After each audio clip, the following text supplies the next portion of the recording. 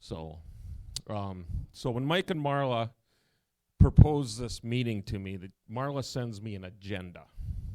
And on the agenda, my topic was literally whatever I wanted to talk about.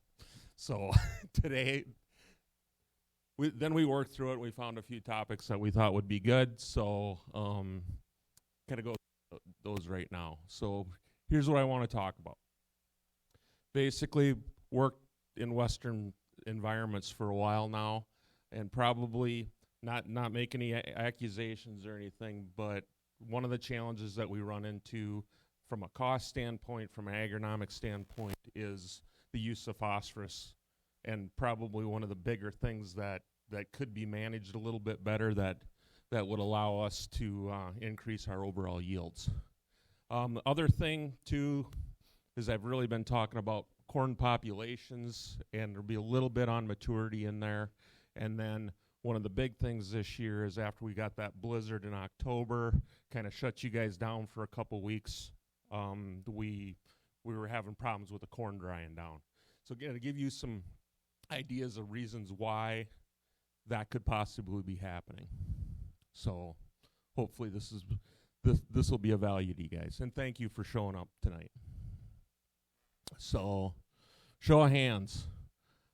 How many of you guys feel like this about farming? Oh, everybody's pretty good then. and really, other than the weather, your guys' management decisions is the main things that we can do to try to help our crops maximize yields and that type of thing. So thinking through your management decisions in response to that environment is going to help us work through some different things. Okay, this is a goofy analogy about balanced plant nutrition. We all like steak. I think I know that I do. And if we categorize our nutrients that way, we think about, the big part of that is, or the nutrients that we use the most are going to be your N, P, and K. Then we have some secondary nutrients that that the plant uses a fair amount, sulfur, calcium, and magnesium. But then we also deal with our micronutrients, which would be boron, zinc is the one, manganese is getting to be a more popular thing. So when we feed our crops, if we feed them just the main course, just the steak and potatoes, if you and I did that, well, probably look more like me than you would Mike, So as we're thinking through nutrient management strategies going into the spring, is how are we addressing some of those other things in the right balances to make sure that we're getting optimized use of all our nutrients. And today we're going to talk about phosphorus. So roughly on phosphorus, 120 bushel corn crop, that corn yield is going to remove about 48 pounds of phosphorus, which equates to about 92 pounds of MAP. A 40 bushel bean crop is going to be 62 pounds. It's a high user of phosphorus, and that's about 119 pounds of MAP. A 50 bushel wheat crop is going to remove about 30 pounds of phosphorus. So over and above what you guys are putting, if you guys should be at least these levels for crop removal. So why would we want more? Phosphorus is a nutrient. It's basically immobile in the soil. If you broadcast phosphorus over the top of the soil, chances are that first year it might move down a half inch. But in subsequent years, if you put on a pile, you might get it to move a quarter inch farther down in the soil. So it's fairly immobile. Plants understand this and understand that phosphorus is going to be a limiting factor. And so they actually have physiological responses to what happens when they come into a phosphorus-rich zone. The other thing about phosphorus is the plants need that really early in their life cycle when they're seedlings, and most of the time when we see a deficiency, you guys see this purple corn over on the right-hand side there, that's telling you that that plant is starving for phosphorus. But the other thing, I've seen it in fertilizer bands, digging roots and that type of thing, where you see the plant, or that root system over on the right here, those fine root hairs, that was basically that high phosphorus zone within like a starter band and that type of thing. And you can see how the plant responded by throwing out those extra little fine root hairs. Those fine root hairs uptake more than phosphorus. They're going to be able to help that plant to uptake more water and also some of those other nutrients that we were talking about. It's just exploring more soil, but it's doing that in response to its hunger for that phosphorus. What'd I do, Mike? I might have. Here's from a trial that I did over around Oneka, South Dakota. I had a farmer do a trial for me, and this is our CHS's Levisol product. And basically what I did is took 20 gallons of Levisol out there. He filled up his tank with his normal starter blend, and we threw that in. And what Levisol does is it's basically a chelating agent that will chelate the soil cations that are the main drivers for the tie-up of phosphorus. And don't mean to do a commercial here, but just explaining what it is. That Levisol, by doing, keeps the phosphorus more available, but those micronutrients will be able to being uptake by the plant. Excuse me. But if you look at those two corn plants, that top one was from the Levisol trial, and the other one was just starter. So if you can look, and you can see up in this area up here and compare those two plants, that those fine root hairs are a lot more prevalent in that top plant than they are down here. So just want to, I thought that was a pretty cool visual, so you could see that value of having that extra phosphorus out there. And again, what I've seen in my career around phosphorus, when we got high phosphorus levels, that those fields usually have a little faster start, and that just keeps on throughout the season and just carries through. So what are some key factors about the availability of phosphorus? The one that we look at is pH.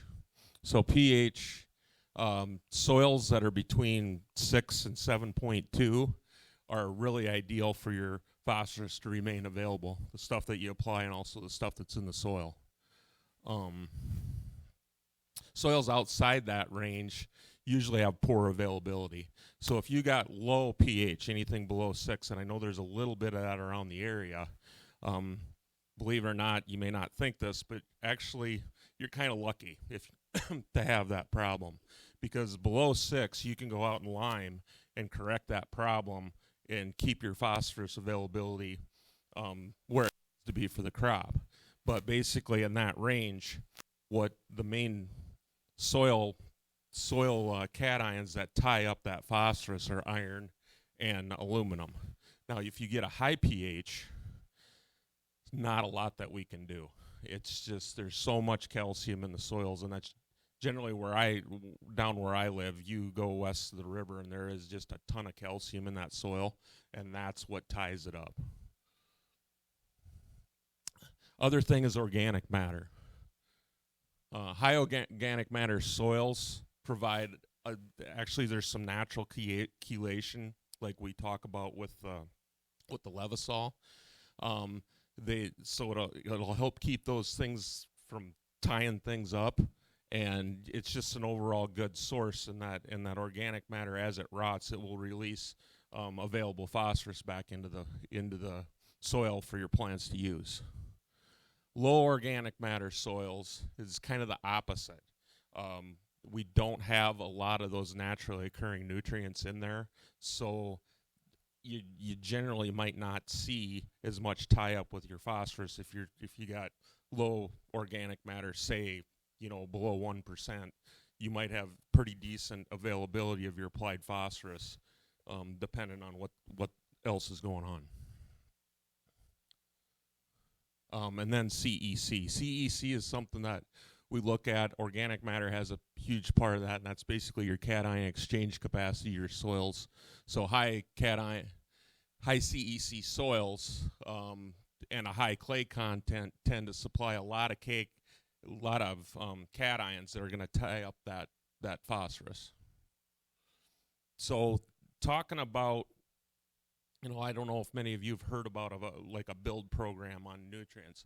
Phosphorus, like we said before, it's immobile in the soil and it doesn't move.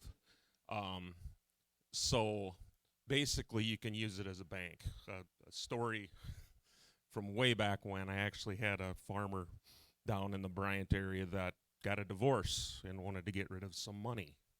And he came in, he says, what if we put 400 pounds of MAP on per acre? Said, yeah, we can do that. Actually, later that fall, I got a call from the lawyer, the wife's lawyer, and he tried to get me to explain, well, is this common? I said, well, I mean, people do it if they want to build fast, but, well, is it going to hurt his crops? He says, no, it's perfectly fine. But that was a pretty extreme case. But when we think about building phosphorus, basically our most productive fields, and if you're looking at a soil test, generally I think these guys do Olson P tests. You're gonna want your soil somewhere probably in that 12 to 14 on up. That means that that's going to allow there to be a lot of free phosphorus available for your plants to uptake. The plants are up for uptake by the plants, and so it's really a good goal to build your soils up and use that soil or that investment in your soil and your land to make things overly more productive. So roughly it takes about 18 pounds of actual P to raise your soil test 1 point. And there's guys that get into these build programs that, they might be like in the 4s and 5s and they want to build it up to that 12 to 14. Well, you think about 18 pounds of actual P, that's about 35 pounds of MAP that you got to put on top of your crop removal that we had a slide or two back. So there's most of the time when guys get into a build program, they're going to build over 2 to 3 years or even 5 years. In fact, if you guys have looked at your soil tests and you're using like a university recommendation on those soil tests, I know in South Dakota anyway, that has a very small build factor that will get you there over time if you continually follow that test. Okay, so what are some of the challenges of a build program? Build programs really is the most agronomically sound way to manage phosphorus. So if we can get that in that range, it's a good investment in your soil. Building phosphorus outside that range of availability can get to be a little expensive. So if we got high or low pH, we have liming. We can correct that. Generally in the areas that do a lot of liming, like southern Minnesota, I think they can lime. It's about every 4 or 5 years they're applying lime to keep those soils in that range. If we got high pH, like I said, there's really nothing that we can do about it, and it can be really difficult to build phosphorus in that situation. And I've ran into situations with growers that wanted to get into a build program, and they had soils in like 7.8, and you just can't. You can pour everything you want on it. There's just so much free calcium out there that's going to tie up. So a good strategy that's been happening is banding fertilizer. And if you guys have higher pH soils, I think getting started on your planter is critical to get those plants started early. The other things like strip till, banding your fertilizer, putting most of your nutrient needs in that band and then planting back into that band. I think it'd be a real good management strategy. Then we talked about Levisol. There is some nutrient enhancers, not just from CHS, but there's a couple of them. They seem to work, and I can say from personal experience, probably where those things work the best is when you're on extreme condition or in extreme situations, such as high pH, maybe exceptionally low soil tests. That's probably when you're going to see the most bang for your buck. Some factors other than agronomic factors that might be a problem. You know, we know that phosphorus is usually higher than nitrogen, and that's, you know, that can be a stumbling block there. Low commodity prices, we're running into that. But then also rented ground. Why should I, especially if I'm on a year-to-year lease or something like that, why should I build up phosphorus for the next guy? Okay. Normally I'd say if there's any questions, but Mike won't let me say that, so we'll move on. So next thing I'm going to talk about is corn populations. And I think mainly around here, somebody correct me if I'm wrong, but you're running probably in that 22 to 26 range on your populations, maybe some a little bit over that. Is that about where we're at?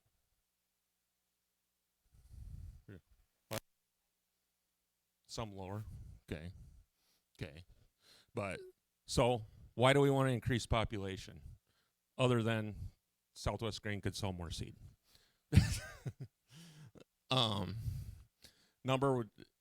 So I'd like to start out, these aren't your grandpa's corn hybrids.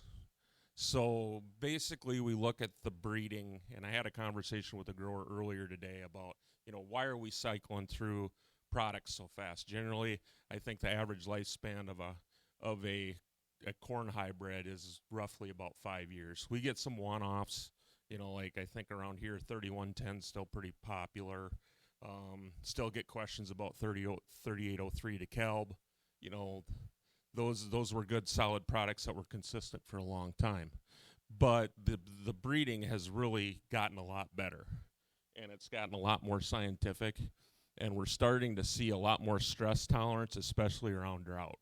So a lot of the reasons why we used to pull back on the populations is because we knew that it was going to be dry.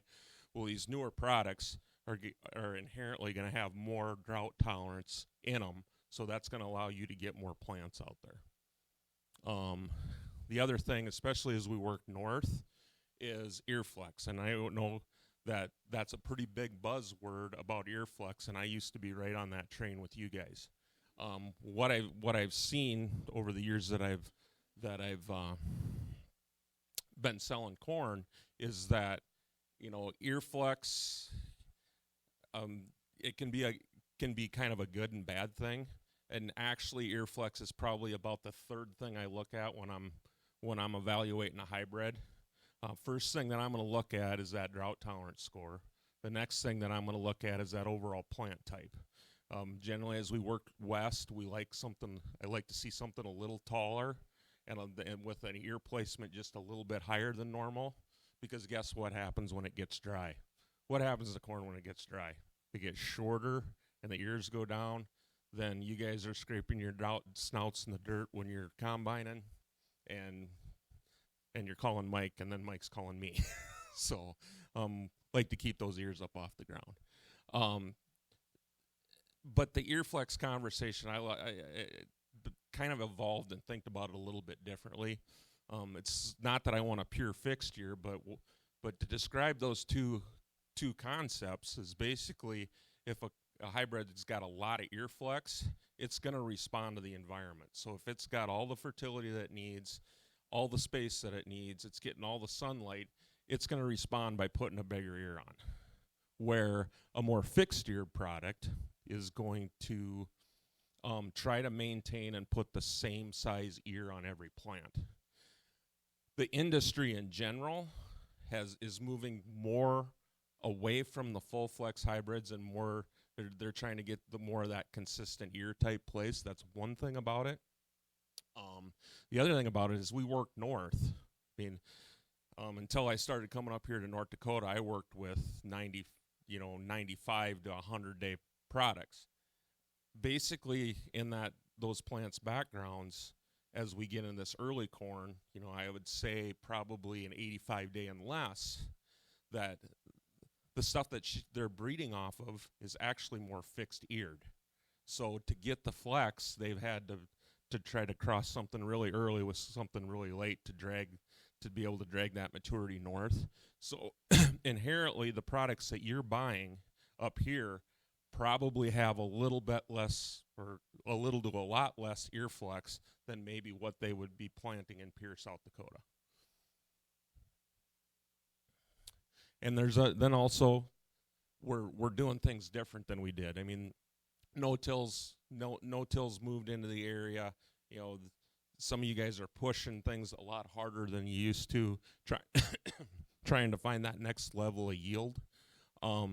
So we really don't want to limit our opportunities, because really we get one shot at this. Actually, we get more, but nobody wants to replant. We get one shot to get the right number of plants out there. We're getting better at nitrogen utilization. How many of you guys are possibly split applying or using a nitrogen stabilizer, that type of stuff?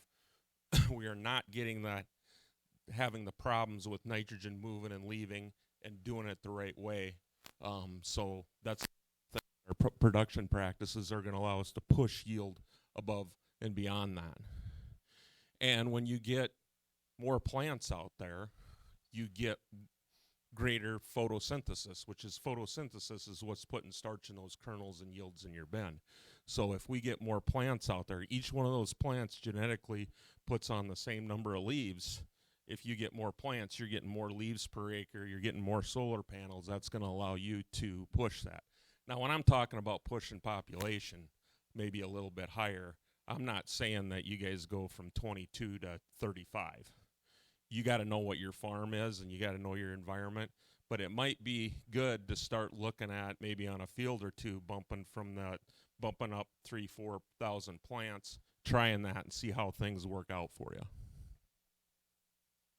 So another thing that we run into this year is early planting versus late planting. And when I think about early planting, I'm thinking about April 20th to that early part of the May.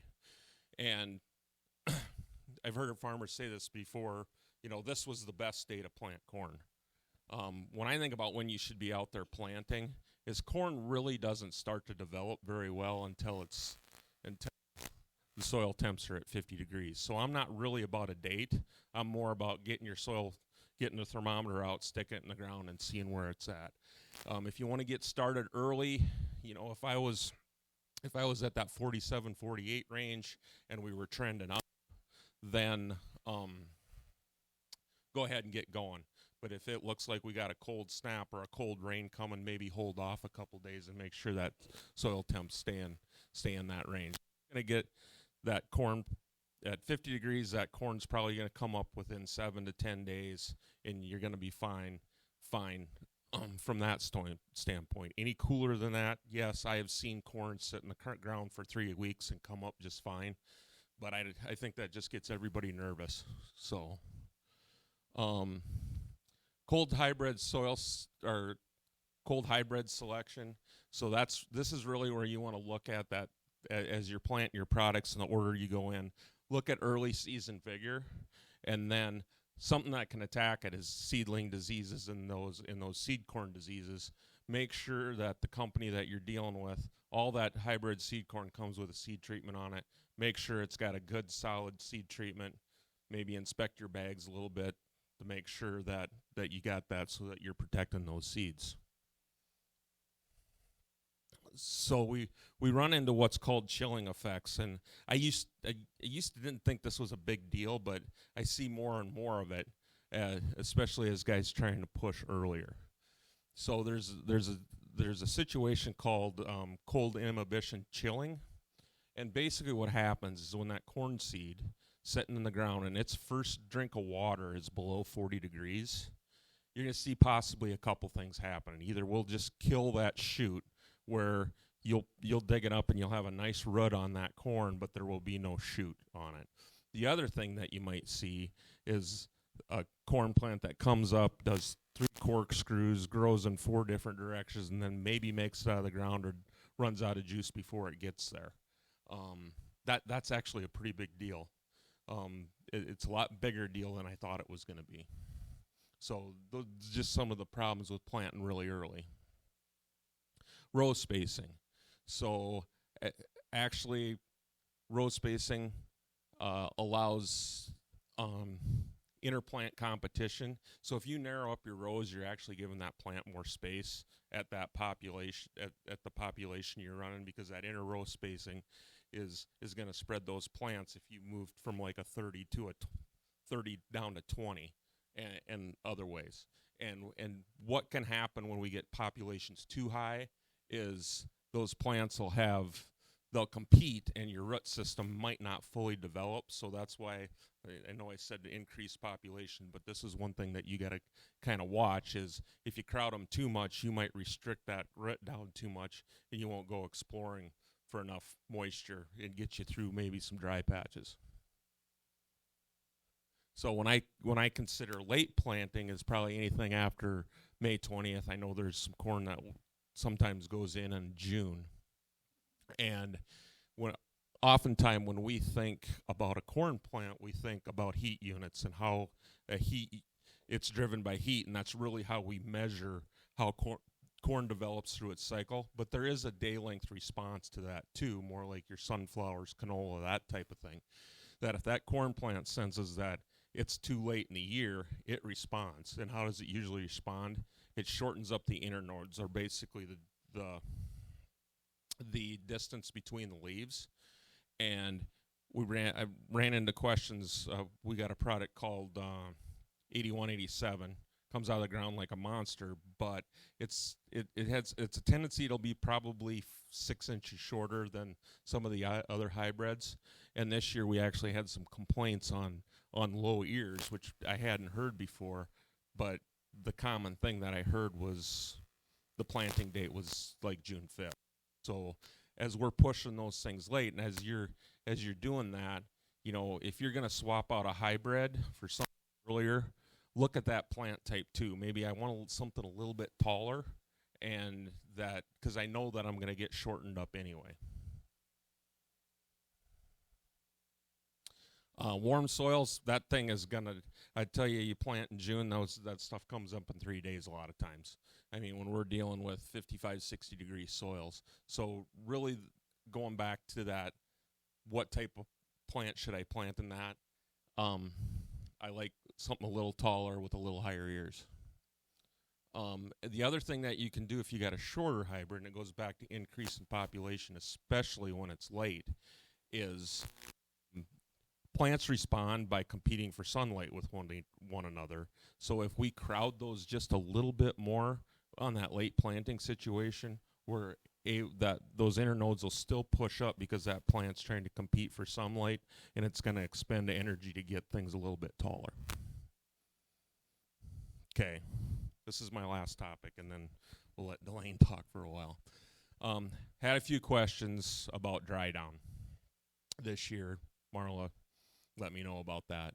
Basically after we had that blizzard and we got into October, why didn't our corn back down off at 18%, or in some cases higher? So physiological maturity, or basically black layer, if you look at that, and how you look at it for yourself is on that mature ear, you peel off a kernel and just scrape off the end, and you can see how there's that darker brown area right there. That the plant has finished making that seed, and basically it's separating itself from that plant so that it eventually can drop off and make another plant. When this happens naturally, the corn plant will help you to draw moisture out of that kernel. So basically what's going on as that kernel goes from like blister to hard dough and on, it's exchanging moisture for starch, and then you get that final hard kernel. When we get situations, this is from a plot up north, we actually black layered on this, but you can see that sickly green color. This stuff was pretty green when we had a frost hit. The plant is always going to put a black layer on that seed. I mean, a plant's main goal in life is to reproduce. So it's going to separate from that seed, but we're going to lose some of that exchange that we're getting moisture for starch. So that's why we have things like lighter test weight, and that a lot of times it doesn't dry down near like some of the other stuff does. So one thing to look at. And then how do your plants, as we're getting closer to harvest, how do they mature? So you see some corn hybrids will finish out, and they got a lot of upright ears, and they look really nice. And then you have some that the ear is hanging down. The other thing about it is there's hybrids that have really tight husks that hold on throughout the season, and then there's other hybrids that as they mature, those husks will kind of flare out a little bit. So the flared husk and the down ear, the ears that are down, are actually really good for dry down, because you're getting a lot more air movement with that that flared husk. And then when that ear's down, if we happen to get a rain or snow event, that upright ear, it's basically a big funnel, and that's gonna help that plant is going to take on moisture, because that husk is actually going to hold that moisture in close to the ear. The other thing is basically the weather, and I know that after that blizzard that we had this winter, or back in October, that we had some pretty nice days after that. And I was struggling with how to do that, and I went onto the North Dakota weather site, and I pulled, for Dickinson, I pulled the NNAD, or I can't remember. It's the government data. And I got to looking, and I went on because you get highs and lows and precip and wind and the stuff, all that. So I went and I looked and found that date on there where there was a fair amount of precip. And I looked at the days after that, and yeah, there were a lot of days we were in the 40s and 50s for highs, but we were still freezing at night. So you got that big tall corn canopy that you've cooled down below freezing. And how much of that day, that 50-degree day, does it take to get that whole corn canopy to warm back up? So you don't get much drying in October usually. I'm just going to say that. And, I mean, there's options there too. I mean, Lemon's got a dryer. I know that from visiting with farmers around the area that there's more on-farm dryers that are happening. I've had a lot of farmers in my career at 18% corn. When it's cold, they'll combine it, put it in the bin, turn the fans on, and freeze that bin up, and then make dang sure they get it out in the spring and remain that, or dry it in the spring to get that quality up. So that's all I had. I would ask for questions, but we're going to do that later. Thank you for listening.